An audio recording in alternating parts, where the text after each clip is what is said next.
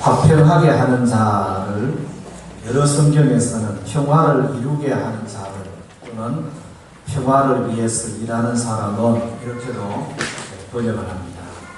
그리고 또 어떤 성경은 경쟁하거나 다투는 대신에 협력하는 모습을 보여주는 자로 이렇게 설명을 하고 있습니다. 화평, 헬라어로는 에이레네입니다. 히브리어로는 살롬입니다. 살롬, 평화. 이 살롬과 에이레네의 본질적인 뜻은 평화, 화평인데 구약적인 의미상으로 살롬은 구약적으로 환경적인 평화, 전쟁이 없거나 환란이나 박해나 어려움 이런 것이 없는 상태, 그런 어떤 형편, 환경 이런 의미를 가지고 있습니다. 여러분, 유대인들이 살롬 인사를 하잖아요. 이 인사를 베드로 시대에, 그러니까 로마가 기독교를 박해할 때, 그때 그리스도인들은 지하 도시에서, 지하 도시 카타콤이죠. 거기서 살 때에 우리나라로 인사했습니다. 이 인사가 시대적인 것을 좀 반영합니다. 옛날에 우리나라는 이런 인사를, 요즘은 그런 인사를 잘 안 하죠. 밤새 안녕하셨습니까? 이런 인사. 또 진지 드셨습니까? 식사하셨습니까? 이런 가난했기 때문에 그래요. 못 먹는 때가 있었기 때문에 그런 인사를 하게 되는 거죠. 그리고 또 환란이 많았을 때에 밤사이에 무슨 경고를 당한다 이런 때가 있었기 때문에 밤새 안녕하시 이렇게 인사를, 살롬도 그런 의미를 가지고 있어요. 잡히면은 이제 죽게 되는 이런 시대 때에 당신 가족 중에 평안하십니까? 별일 없으십니까? 이런 인사이고 또 평안하기를 원합니다 라는 기본적인 그런 의미를 담고 있는 것이 이제 샬롬, 평화. 우리 옆 사람은 서로 한번 인사할까요? 샬롬. 에이레네는 그런 의미도 포함되지만은 어떤 관계적인 평화, 내면적인 평화, 이렇게 좀 이해를 하시면 되겠습니다. 또 이 내면적인 평화라는 의미에는 하나님과의 관계는 있지만은, 예를 들어서 누군가를 미워하고 막 질투하고 만나면은 한바탕 두고주고 싶고 이러면은 내 마음이 이게 평화가 안 되죠. 그렇죠? 그런 것에 반대적인 사랑할 수 있고 하는 이런 어떤 내면적인 평화를 말하는 것이 에이레네다, 이렇게 이해를 하시면 되겠습니다. 오늘 말씀은 뒷부분에 하나님의 아들이라 일컬음을 받을 것이요 라는 부분을 먼저 좀 말씀드립니다. 아버지 입장에서 아들을 사랑하고 아들이 사랑스럽고 또 자랑하고 싶고 또 자랑하는 그런 아들이 있으면은 그 아들은 아버지에게 그 자체만으로도 효도하고 있는 거예요. 그렇습니다. 우리 김일영 권사님, 아까 우리 이덕희 집사님은 언제나 그 이야기를 하셨어요. 내가 엄마를 위해서 해드릴 수 있는 가장 좋은 일이 뭐겠나? 엄마를 위해서 내가 지금 뭘 해드리면 가장 기뻐하겠나? 그래서 생각한 것이 토요일 날 되면 무조건 집에 오셨어. 엄마 모시고 같이 가서 예배 드리고 오고, 엄마와 같이 이렇게 하는 것이 그게 엄마에게 큰 기쁨이 되겠다 싶어서, 그래서 몇 년째 지금 계속 그렇게 하시는 거예요. 그래서 우리 권사님도, 여러분도 소개 안 받았죠? 우리 아들입니다. 우리 아들이시대. 그렇게 말씀하시는 권사님 얼굴이 얼마나 행복해 보이는지 몰라요. 여러분, 하나님께서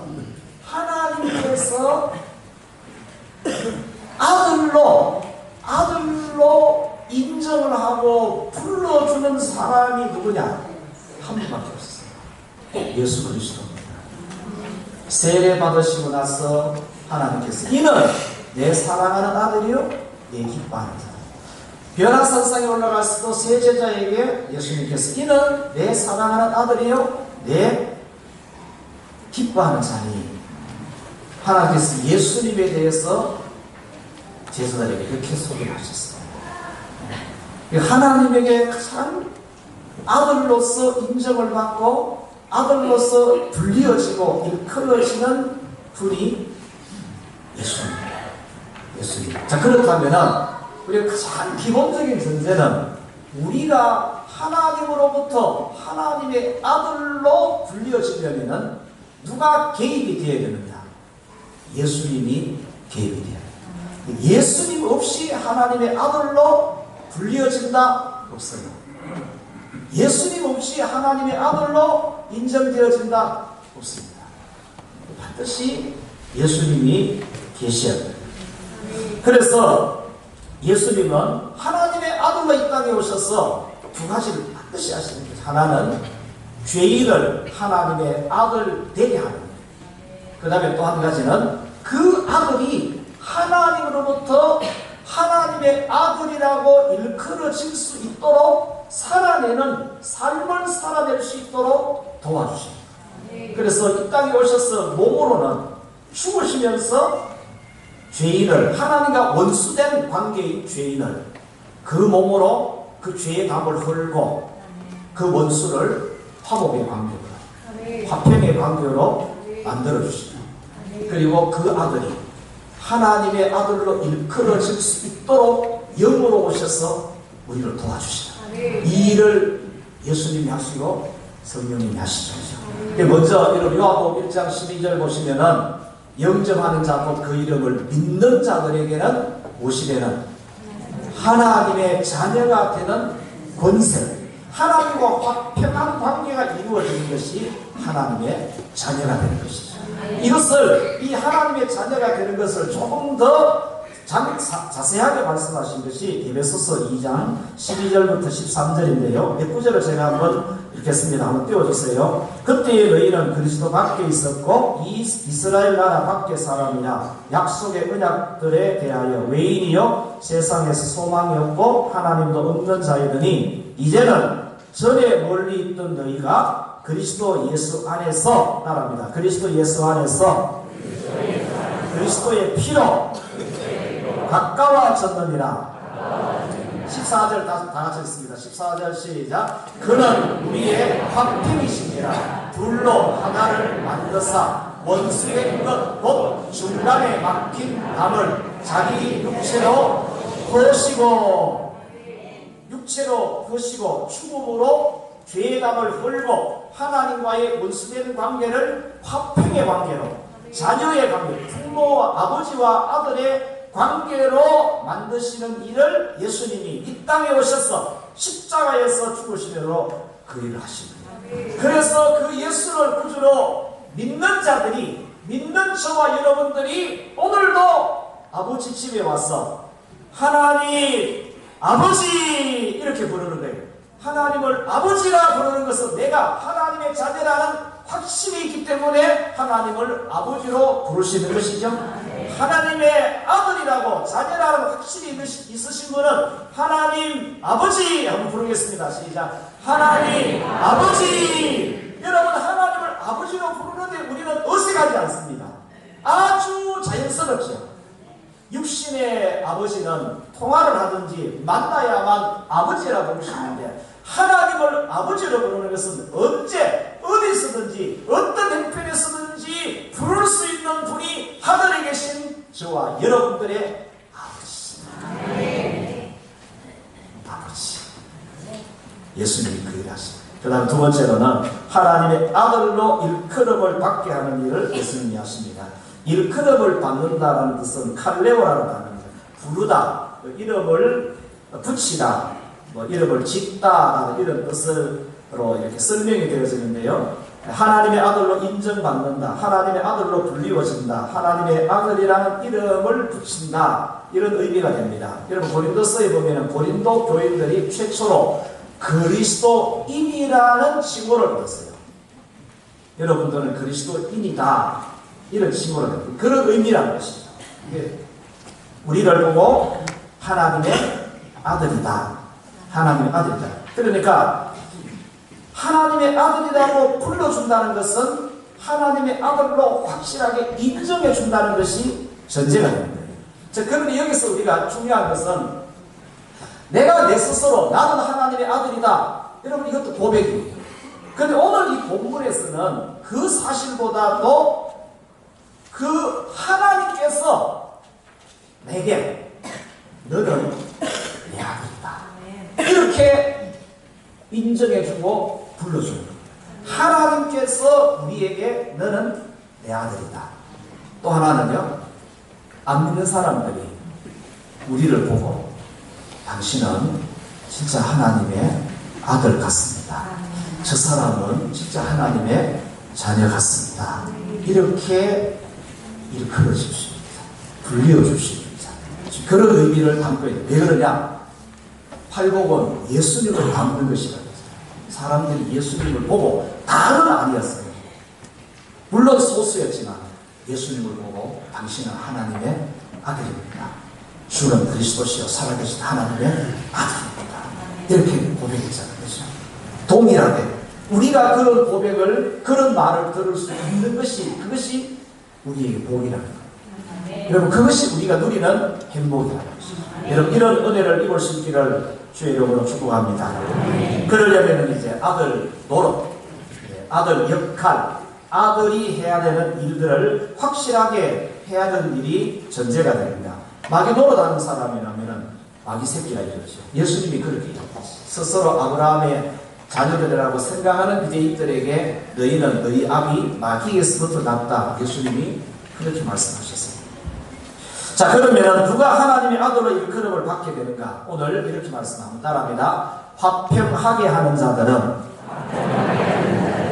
화평하게 하는 자는 복이 있나니 이들이 바로 하나님의 아들로 일컬음을 받는다 했습니다. 우리는 여기서 중요하다는 거예요. 그냥 화평하게 하는, 이 세상에는 하나님과 관계없이 평화를 위해서 일하는 사람들이 많이 있습니다. 그러나 그들이 다 그 일을 한다고 해서 하나님의 아들로 하나님께서 그렇게 인정해주고 불러주느냐라는 사실, 그 부분에 대해서는 그렇지 않다. 우리가 이런 이야기를 분명히 할 수 있습니다. 그래서 화평하게 하는 일을 하는 하대의 중심이 누구여야 되느냐라는 사실이 중요한 거죠. 그 중심은 예수 그리스도입니다. 예수님이 하나님의 아들로 인정함을 받죠. 그래서 그 예수님을 중심으로 해서 화평하게 하는 자들이 하나님의 아들로 일컬음을 받게 됩니다. 예수 없이 하나님의 아들이 될 수 없는 것처럼 예수 없이 하나님의 아들로 인정받을 수 없고 예수 없이는 하나님의 아들로 불리어질 수도 없다는 사실을 우리는 분명히 기억해야 됩니다. 그래서 누구를 대상으로 화평하게 하더라도 목적은, 궁극적인 목적은 나와 하나님과의 화평, 그 사람과 하나님과의 화평, 이런 것이 궁극적인 목적이 될 수 있겠습니다. 자, 그러면 오늘 우리에게 있어서 화평하게 하는 대상은 누구인가? 제가 두 가지, 교회 안에서, 그다음에 우리 가정에서 두 가지 차원으로 좀 말씀을 드리겠습니다. 먼저는 교회 안에서 화평하게 하는 일이 필요한가라는 부분이에요. 자, 이 부분은 민감할 수도 있고 그렇습니다. 한번 우리 깊이 한번 생각을 해보세요. 자, 다른 교회를 볼 필요 없이 우리 영등급 교회는 같이 다 하나님을 믿고 있는 하나님과의 화평이 이루어진 성도들이 모여서 하나님을 섬기와 하나님을 예배하는 우리 가운데에 우리끼리 또 화평하게 하는 이런 일이 필요합니까? 안 합니까? 필요합니까? 필요 없습니까? 여러분, 이 대답은 필요 없는 것이 좋은 교리예요. 화평하는 일이 필요하다는 말은 그 사이에서 뭔가 담이 있다는 것이죠. 벽이 있다는 것이죠. 그것이 없이 하나님과의 화평이 자연스럽게 우리 모두가 다 서로가 화평하는 관계가 되면은 교회 안에서의 화평하게 하는 이런 일들을 어디에다가 집중해야 되느냐? 우리 이웃들이 하나님과 화평하게 하는 그 일에 집중을 해야 되는데, 여러분, 이 아내의 에너지를 쏟으면 밖으로 해야 될 일들을 약하게 할 수밖에 없는 이런 일들이 있어요. 다시 질문할게요. 우리 교회는 그게 필요합니까? 필요 없습니까? 필요 없으면 이 부분을 제가 그냥 띄워놓으라고. 필요하면은 이 부분을 분명히 이야기를 해요.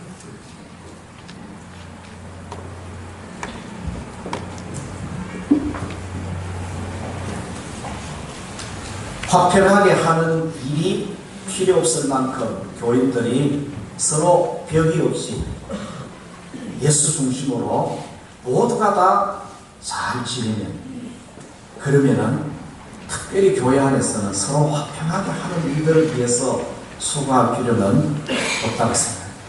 그러나 만약에 교회가 그렇지 못하다면은 교회 안에는 분명히 교인들끼리라도 화평하게 하는 사람이 필요하고, 그리고 그 일을 해줘야 됩니다. 그 일을 해주는 일이 뭐냐? 그것은 그 화평을 오히려 답을 만드는 것을 빼뜨려가고 허물어가요. 좀 쉽게 말씀드리면 교회가 허락한 이런 모임이죠. 부서라든지 구역이나 기관, 이것 외에 또 다른 어떤 이런 끼리끼리의 모임이 있으면 이것 자체가 벽이 된다, 담이 된다. 이런 것들을 빼뜨려야 됩니다. 여러분, 집에 가면은 밖에서 보면은 집이 그냥 한 채, 안에 들어가면은 각각 방이 있습니다. 아빠, 엄마 방이 있고 애들 방이 있고, 애들이 좀 크면은 방이 한 서너 개 되면은 아들 방이 있고 딸 방, 이렇게 방이 있어요. 근데 그 방에는 문은 있지만은 누구든지 가족들은 자유스럽게 드나들 수 있는 방이에요. 그렇죠, 그렇죠. 그런데 가끔 제가 어느 집인지 모르겠어요. 하니까 딸내미 방인 것 같은데 출입 금지 이렇게 써놨어요. 그래서 그냥 아니 집안에 뭐 이런 게 필요하냐? 그래서 이제 해석하기를 노크 없이, 딸이니까 노크 없이 함부로 막 들어오지 말라는 뜻으로 이렇게 썼겠다 싶은 거예요. 근데 여러분, 누구든지 다 자유롭게 드나들 수 있는 방은 필요하지만 교회가 바로 그런 곳이 됩니다. 왜 그렇습니까? 왜 그러냐? 예수님은 십자가의 죽음으로 원수된 담을 흐르시고 부활하심으로 그 화평의 관계를 세우셨어요. 그런데 우리가 교회 안에서 또 다른 담을 만든다면 그것은 예수님이 흘러버린 불편한 관계의 담을 다시 쌓는 것이 될 수 있습니다. 물론 거기에는 분명히 장점이 있어요. 장점.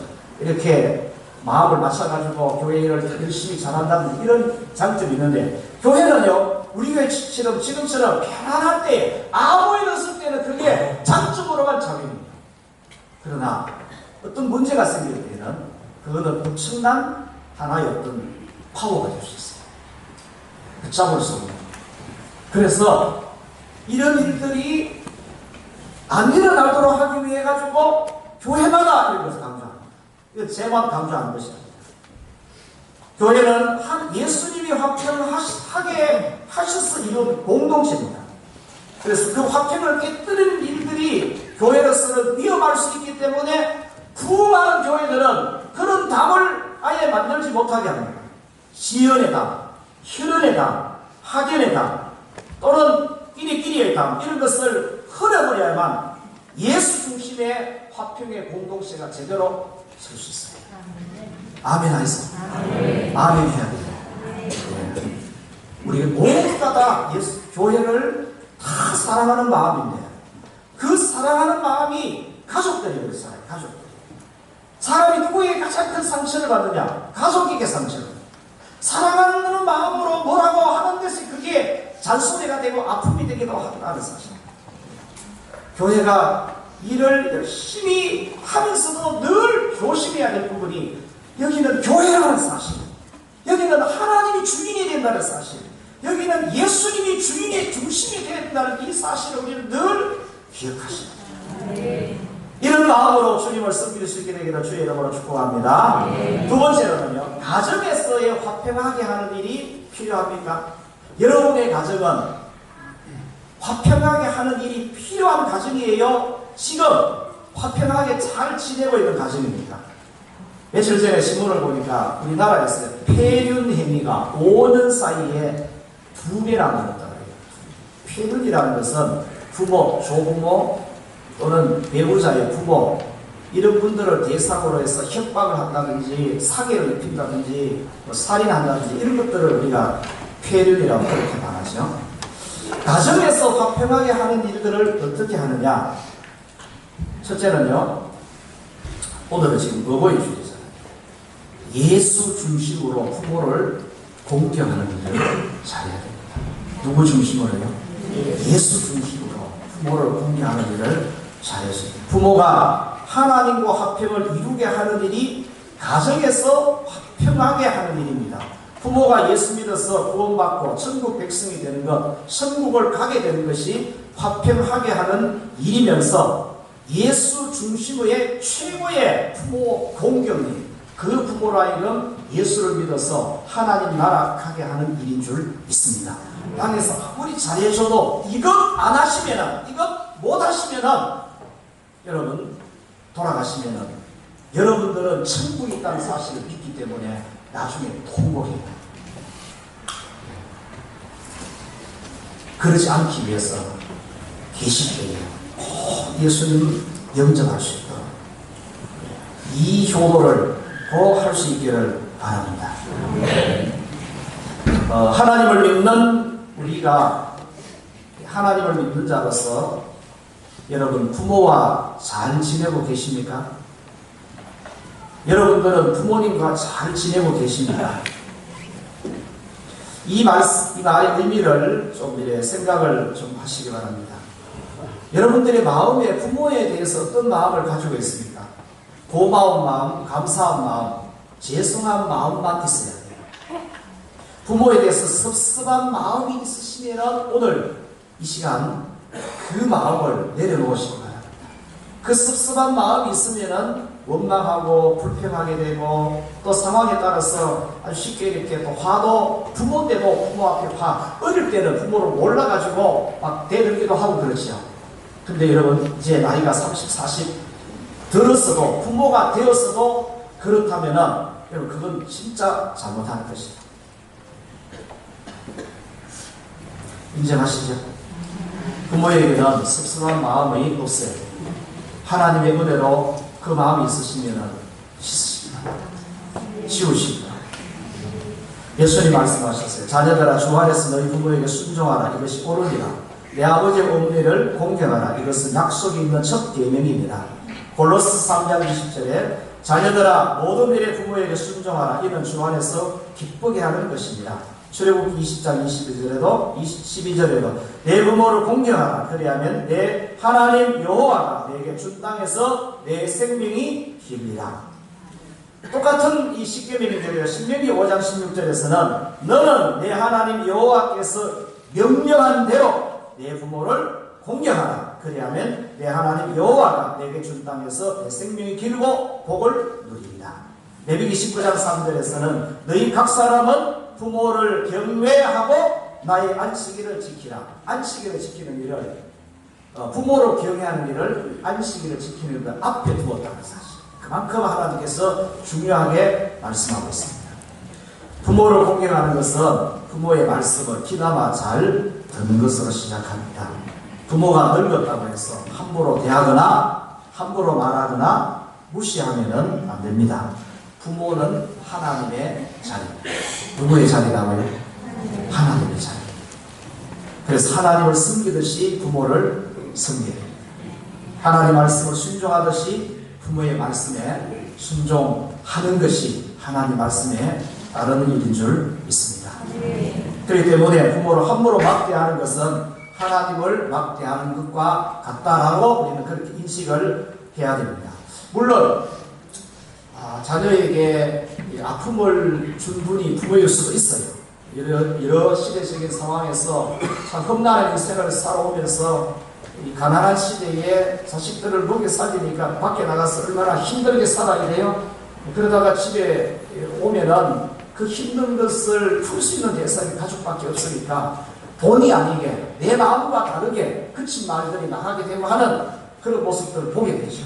애들이 부모의 마음을 알아가지고 알아서 공부 잘해주면 좋은데 막 멍땡이 치는 게 이렇게 보이면은 아버지 입장에서 화가 나잖아요. 그러다 보면은 거칠게 또 말을 할 수도 있고 또 손찌검도 할 수도 있어요. 그런 것들이 자식들에게는 아픔으로 남을 수 있습니다.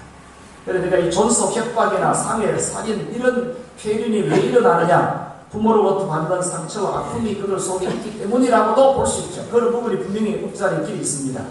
여러분, 애들이 아직 초등학교나 중학교 다니는 애들이 있으시면은 일기장을 한 번씩은 한번 봐주세요.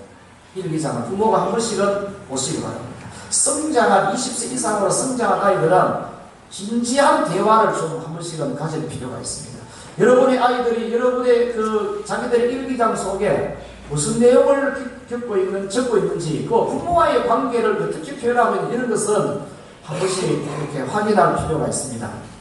여러분, 자녀들이 부모에 대해서 어떤 마음을 품고 있는지, 오늘 이 시대에 부모를 존경의 대상으로 여기는 자녀들이 그렇게 많지가 않습니다. 물론 존경의 어떤 대상에 서열이 있는데 그 서열에서 1번, 2번을 차지하는 부모도 그렇게 쉽지는 않아요. 자꾸 밀립니다. 어느 집은 뭐 강아지 한 자리 걸어 나오는 건데. 옛날에 한 10년 전만에 이런 말이 있어요. 이사 갈 때에 TV는 가져가는데 누구는 남겨두고 갈까 싶어가지고 그래서 TV를 꼭 안 껐어요. 이런 얘기 다 한 번씩 들으셨잖아요. 부모와의 화평은 자녀들이 먼저 시작을 해줘야 돼요. 30대, 40대를 기준으로 말씀을 드린다면 지금 60대 이상이 되신 분들이 제일 못하는 것이 뭐냐면 이 사랑 고백을 제일 못합니다. 예를 들어서 여보 사랑해 이런 거 잘 못해요.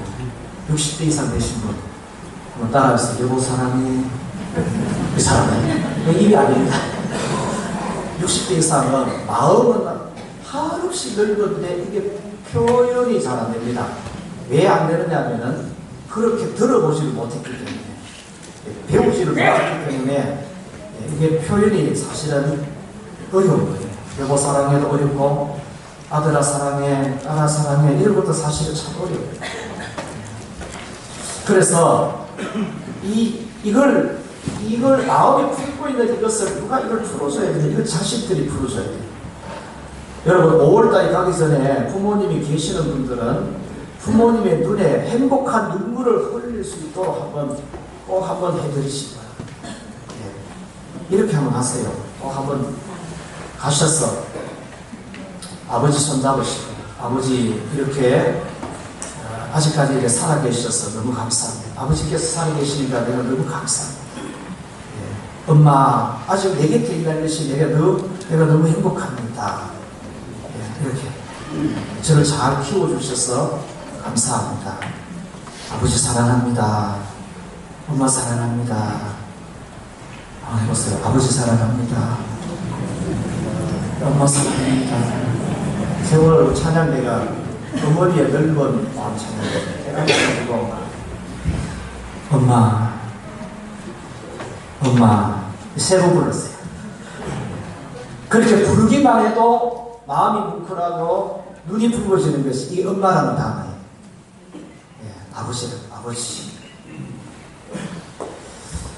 아버지 신호등이라는 책을 쓴 이상열 목사님, 우리 5월 마지막 주 금요일날 학원도 오십니다. 이번 책에 보면은 이 똑같아요. 저희들 세대는 거의 다 비슷합니다. 늘 아버지로부터 받은 상처 때문에 아버지에 대한 안 좋은 감정을 품고 살았어요. 그런데 이분이 치유를 공부하면서 치유를 받았어요. 그러면서 아버지의 마음이 보이고 아버지의 외로움이 보이고 아버지 마음에도 있는 상처가 보이는, 그리고 아버지의 눈에 눈물이 보이는 거예요.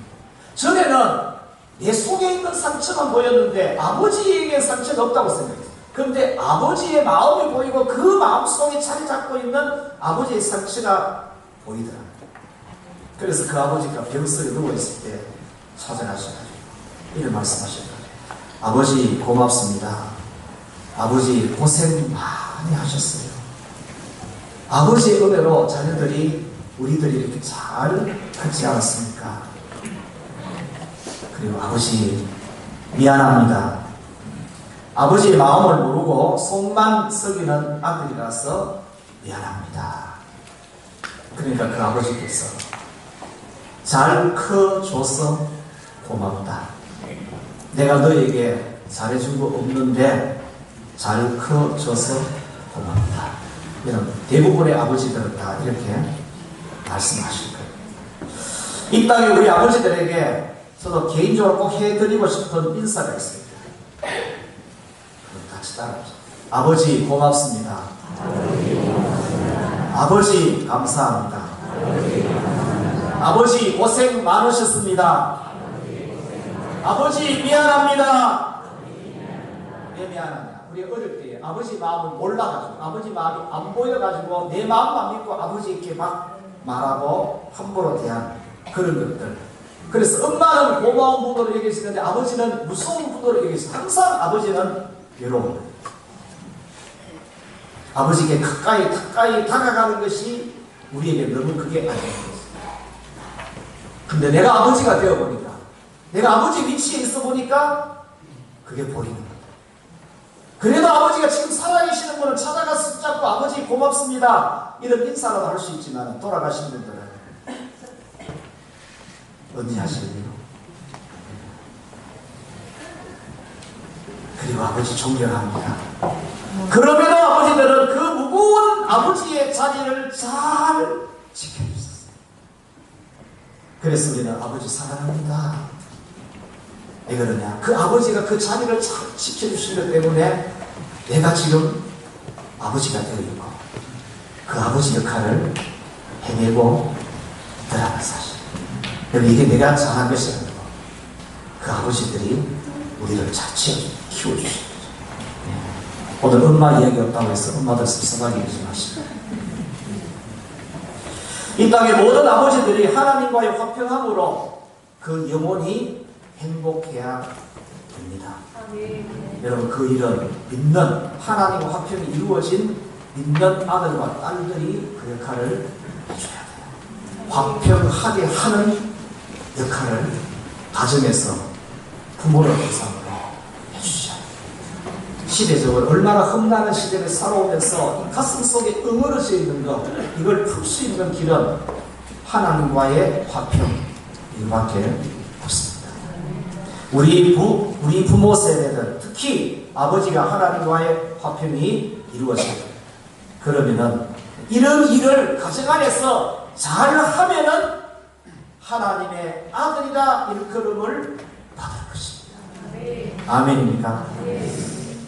시간이 많이 가니까 이 찬양을 꼭 불러야 되는데 이 찬양을 좀 띄워만 좀 주세요. 예. 아버지 나의 아버지 불러만 봐도 그 사람의 눈물 나요. 나 같은 죄인을 사랑하신 아버지 온종일 울어봐도 감당할 수 없는 그 사랑 그 크신 사랑을 어찌 말로 표현하리. 아버지 내 영혼 깊은 곳에서 불러보는 내 아버지 나의 아버지 여기에 가서의 대상은 하나님이에요. 하나님 아버지입니다.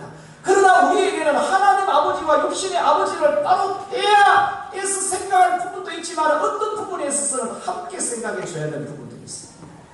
하나님 아버지만큼은 아니더라도 자식들에 대해서 희생하고 힘든 인생을 살아오시고 이걸 틀어주는데 없어요. 이거 부르려면 시간이 많이 지나요. 살아계신 부모님에게 꼭 찾아가시고 그럼 한번 불러 앞부분에 한번 띄워주세요. 소리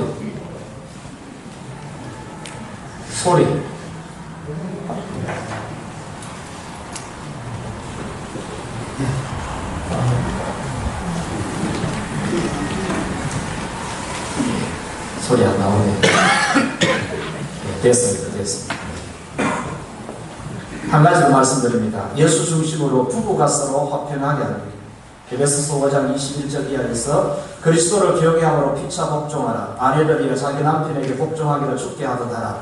이는 남편이 아내의 머리 되니 그리스도께서 교회의 머리 됨과 같으니 그가 바로 몸의 구주이십니다. 그러므로 교회가 그리스도에게 하듯 아내들도 범사에 자기 남편에게 복종할지니라. 남편들은 아내 사랑하기를 그리스도께서 교회를 사랑하시고 그 교회를 위하여 자신을 주신 같이 하라. 골로새 3장 18절에서 아내들아 남편에게 복종하라. 이는 주 안에서 마땅하니라. 남편들아 아내를 사랑하며 괴롭게 하지 말라. 하나님과 화평하는 것이 아버지가 엄마보다 사실은 더 어렵습니다. 그래서 대부분 보면은 엄마가 먼저 믿고 아버지가 믿고 아내가 먼저 믿고 남편이 믿는 경우들이 많습니다.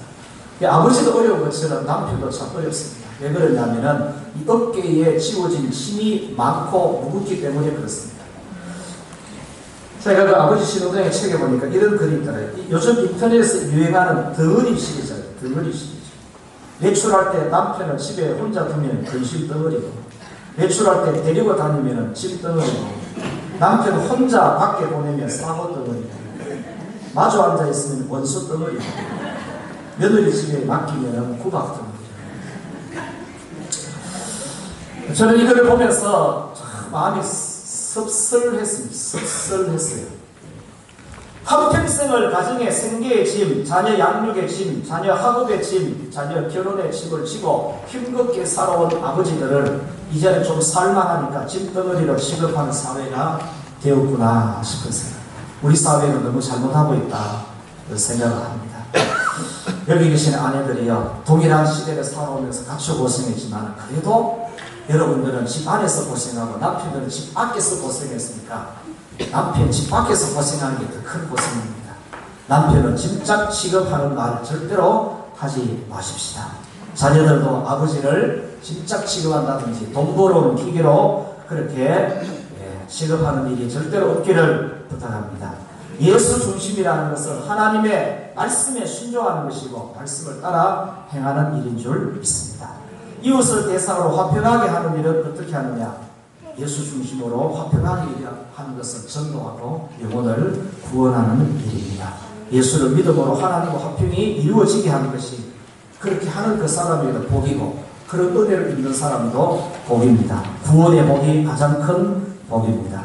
팔복은 나를 위한 것보다는 너를 위한 것이 전부 다입니다. 그래서 팔복은 예수 닮은 삶의 모습이라고 말합니다. 우리 모두가 다 너를 먼저 생각하고 우리를 먼저 생각하면 우리 교회는 진정한 화평이 이루어지고 여러분의 가정도 진짜 예수님이 중심이 되었어요. 서로 이렇게 예수 그리스도를 통해서 화평하게 하는 이런 일들을 통해서 모든 가족이 화평하면 여러분의 가정이 천국이죠. 오늘 이 사회에 자꾸 가정이 깨어지는 이 사회에 이것을 해결할 수 있는 유일한 길은 그 가정에 예수 중심이 돼, 그 사람이 예수 중심이 돼, 어떤 공동체든지 예수 중심이 될 때야 담을 걸고 벽을 걸고 모두가 다 천국 같은 공동체를 이루기를 원하는 것이 하나님 아버지의 뜻입니다. 화평케 하는 자들은 하나님의 아들이라 일컫네. 아멘. 화평케 하는 자는 하나님의 아들이라 일컫네. 하나님께서 예수님이 하나님의 아들이라고 일컬어 주신 것입니다. 우리를 보실 때도 너는 내 아들이다, 예수 닮은 내 아들이다, 이렇게 인정하시고 불려줄 수 있는 그런 우리 모두 되시기를 주의 이름으로 축복합니다. 하나님 우리 아버지 감사합니다. 감사합니다. 하나님이 피로 값을 주고 사신 교회, 하나님께서 이루신 가정, 화평한 공동체가 돼요. 천국 같은 공동체가 되시고 그렇게 회복해 가시기를 하나님 축복하여 주옵소서. 과거에 비해서 모든 것이 풍요한데도 불구하고 가정이 힘들어하고 있고 가정이 깨어지고 있고 관계가 자꾸 멀어지고 있는 이 문제를 해결할 수 있는 것은 그 속에 예수 그리스도께서 가시는 은혜밖에 없는 줄 믿습니다. 예수 중심으로 모든 것이 화평하게 되어지는 놀라우신 은혜를 하나님 이루어 주시옵소서. 예수 그리스도의 이름으로 기도드립니다. 아멘.